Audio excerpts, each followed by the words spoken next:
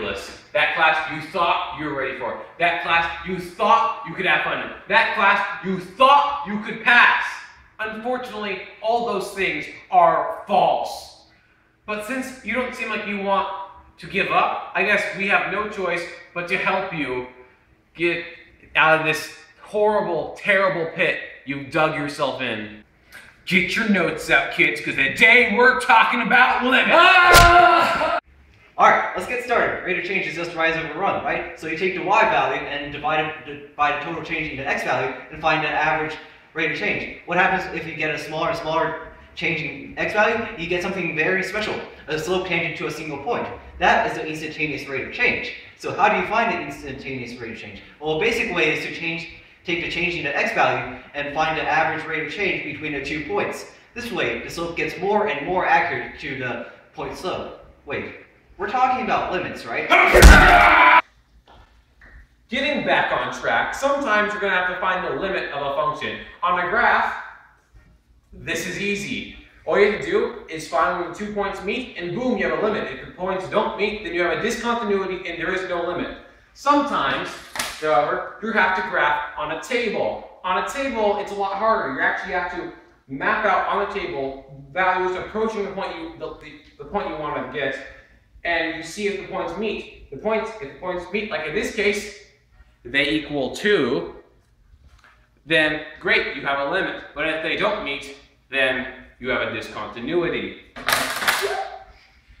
Man, also, there's infinity discontinuities. Those are discontinuities where the graph goes up into infinity on both sides. You can actually find the limit that way. It just approaches infinity.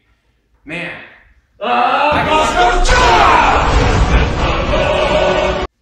Moving on, there are 4 basic limit laws. 1. The limit of 2 conjoined functions is equal to the sum of the limits of the separate functions. 2. Constant multiple law. The limit of a function multiplied by a coefficient is equal to the limit of a function before multiplied by a coefficient. 3. Product law. The limit of 2 functions multiplied together is equal to the limits of the separate functions multiplied together. Finally, quotient law. The limit of a function dividing another function is equal to the limit of the top function dividing the limit of the bottom function.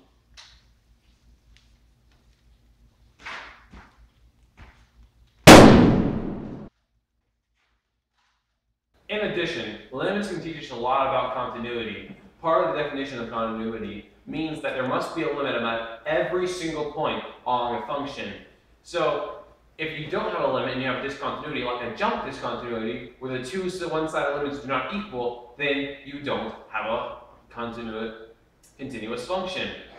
Also, there's infinite discontinuity, and that's when you have an asymptote and the graph shoots off to positive or negative infinity or both.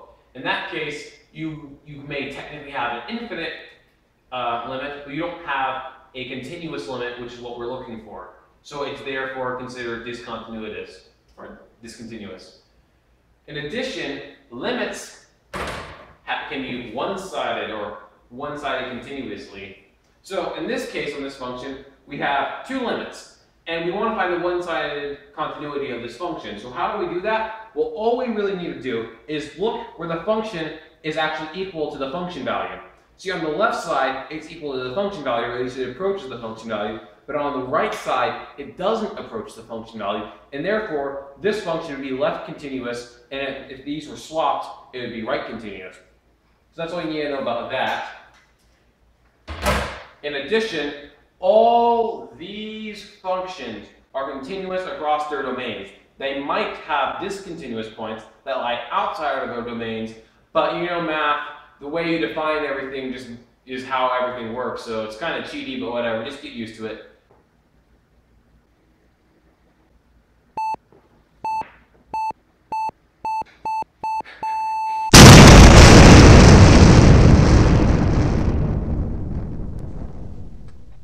How do you find limits algebraically? First of all, you always substituting the x value. Sometimes it won't do anything funky, and you can move on with your life. If it doesn't work, well, you can go and cry or factor or something. Wait, what? Typically, you'll run into problems when the denominator ends up equaling to 0. The basic idea is that you want to get rid of the 0 on the bottom and turn it into some other number. Let that be factoring the top and the bottom at the same time to cancel out stuff, finding the conjugate of the square root, or using trigonometric limits, you know.